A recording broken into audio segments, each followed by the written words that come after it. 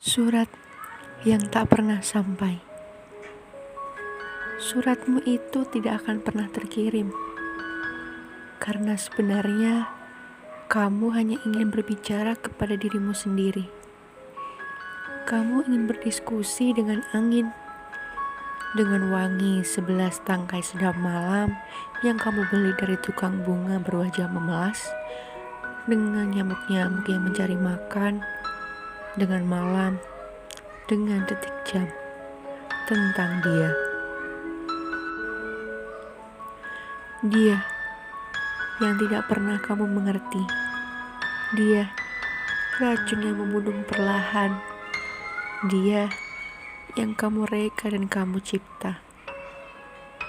Sebelah darimu menginginkan agar dia datang, membencimu hingga muak dia mendekati gila, menertawakan segala kebodohan, kehilafannya untuk sampai jatuh hati kepadamu. Menyesalkan magis yang hadir naluriah setiap kali kalian berjumpa. Akan kamu kirimkan lagi tiket bioskop, bon restoran, semua tulisannya, dari mulai nota sebaris sampai doa berbait-bait.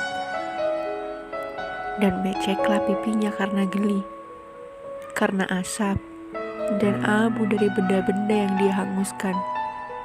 Bukti-bukti bahwa kalian pernah saling tergila-gila berterbangan masuk ke matanya. Semoga dia pergi dan tak pernah menoleh lagi. Hidupmu, hidupnya pasti akan lebih mudah. Namun, sebelah dari kamu menginginkan agar dia datang, menjemputmu, mengamini kalian. Dan untuk kali kesekian, jatuh hati lagi segila-gilanya. Sampai batas gila dan waras pupus dalam kesadaran murni akan cinta. Kemudian, mendamparkan dirilah kalian di sebuah alam yang tak dikenal untuk membaca ulang semua kalimat, mengenang setiap inci perjalanan, perjuangan, dan ketabahan hati. Betapa sebelah dirimu percaya bahwa setetes air mata pun akan terhitung. Tak ada yang mengalir mubazir, segalanya pasti bermuara di satu samudera tak terbatas. Lautan merdeka yang bersanding sejajar dengan cakrawala. Dan itulah tujuan kalian. Kalau saja hidup tidak berevolusi, kalau saja sebuah momen dapat selamanya menjadi fosil tanpa terganggu. Kalau saja kekuatan kosmik mampu stagnan di satu titik, maka tanpa ragu kamu akan memilih satu detik bersamanya untuk diabadikan.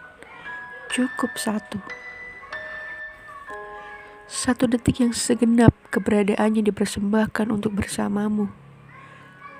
Dan bukan dengan ribuan hal lain yang menanti untuk dilirik pada detik berikutnya. Betapa kamu rela membatu untuk itu. Akan tetapi, hidup ini cair. Semesta ini bergerak. Realitas berubah. Seluruh simpul dari kesadaran kita berkembang mekar. Hidup akan mengikis apa saja yang memilih diam. Memaksa kita untuk mengikuti arus agungnya yang jujur, tetapi penuh rahasia. Kamu tidak terkecuali.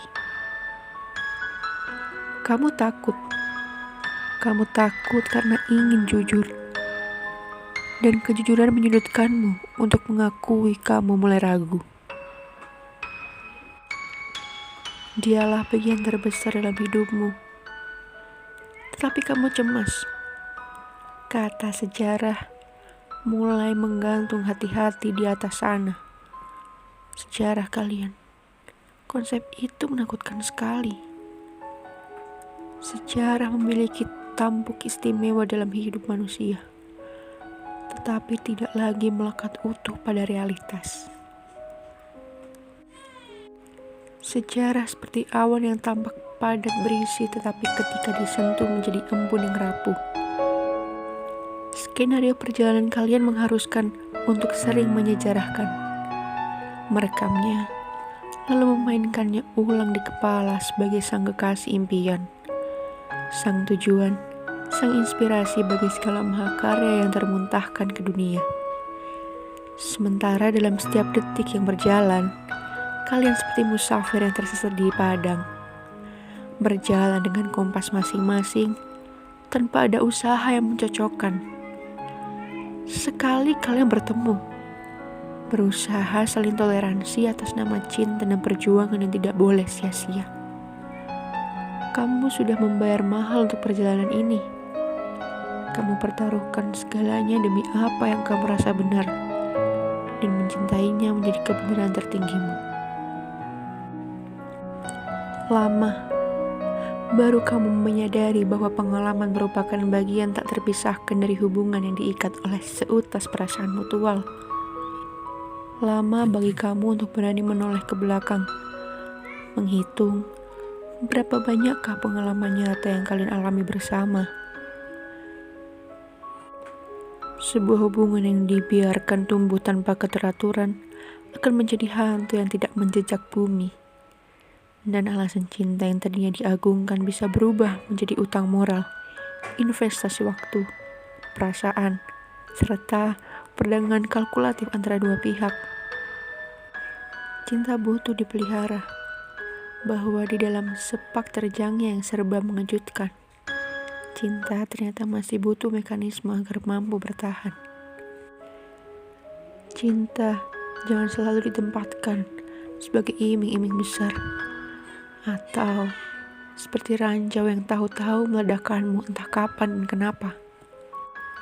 Cinta yang sudah dipilih sebaiknya diikuti di setiap langkah kaki, merekatkan jemari, dan berjalan kalian bergandengan, karena cinta adalah mengalami. Cinta tidak hanya pikiran dan kenangan, lebih besar. Cinta adalah dia dan kamu, interaksi, perkembangan dua manusia yang terpantau agar tetap harmonis, karena cinta pun hidup dan bukan cuma maskot untuk disembah sujud. Kamu ingin berhenti memencet tombol tunda. Kamu ingin berhenti menyumbat dingin alami hidup dan membiarkan bergulir tanpa beban. Dan kamu tahu, itulah yang tidak bisa dia berikan kini. Hingga akhirnya, di meja itu kamu dikelilingi tulisan tangannya yang tersisa. Kamu baru sadar betapa tidak adilnya ini semua. Kenapa harus kamu yang kebagian tugas dokumentasi dan arsip sehingga cuma kamulah yang tersiksa? Jangan heran kalau kamu menangis sejadi-jadinya. Dia yang tidak pernah menyimpan gambar rupamu pasti tidak tahu apa rasanya menatap lekat-lekat satu sosok, membayangkan rasa sentuh dari helai rambut yang polos tanpa busa pengeras, rasa hangat uap tubuh yang kamu hafal betul temperaturnya.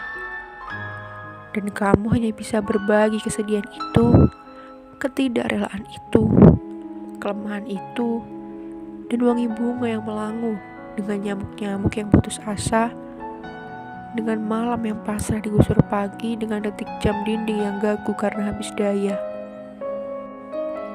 Sampai pada halaman kedua suratmu, kamu yakin dia akan paham, atau setidaknya setengah memahami betapa sulitnya perpisahan yang dilakukan sendirian. Tidak ada sepasang mata lain yang mampu meyakinkanmu bahwa ini memang sudah usai. Tidak ada kata, peluk, cium, atau langkah kaki beranjak pergi yang mampu menjadi penanda dramatis bahwa sebuah akhir telah diputuskan bersama. Atau sebaliknya, tidak ada sergahan yang membuatmu berubah pikiran. Tidak ada kata jangan yang mungkin apabila diucapkan dan ditindakkan dengan tepat akan membuatmu menghambur kembali dan tak mau pergi lagi. Kamu pun tersadar, itulah perpisahan paling sepi yang pernah kamu alami. ketika surat itu tiba di titiknya yang terakhir, masih ada sejumput kamu yang bertengger tak mau pergi dari perbatasan usai dan tidak usai. Bagian dirimu yang merasa paling bertanggung jawab atas semua yang sudah kalian bayarkan bersama demi mengalami perjalanan hati sedahsyat itu. Dirimu yang mini tapi keras kepala, memilih untuk tidak ikut pergi bersama yang lain. Menetap untuk menemani sejarah. Dan karena waktu semakin larut, tenagamu pun sudah menyurut. Maka kamu akan membiarkan si kecil itu bertahan semaunya. Mungkin suatu saat, apabila sekelumit dirimu itu mulai kesepian dan bosan, ia akan berteriak-teriak ingin pulang. Dan kamu akan menjemputnya lalu membiarkan sejarah membentengi dirinya dengan tembok tebal yang tak lagi bisa ditembus. Atau mungkin ketika sebuah keajaiban mampu menguak kekeruhan ini, jadilah ia semacam mercusuar, kompas, bintang selatan yang menunjukkan jalan pulang bagi hatimu untuk akhirnya menemuiku. Aku yang merasakan apa yang kau rasakan, yang mendamba untuk mengalami. Aku yang telah menuliskan surat-surat cinta kepadamu, surat-surat yang tak pernah sampai.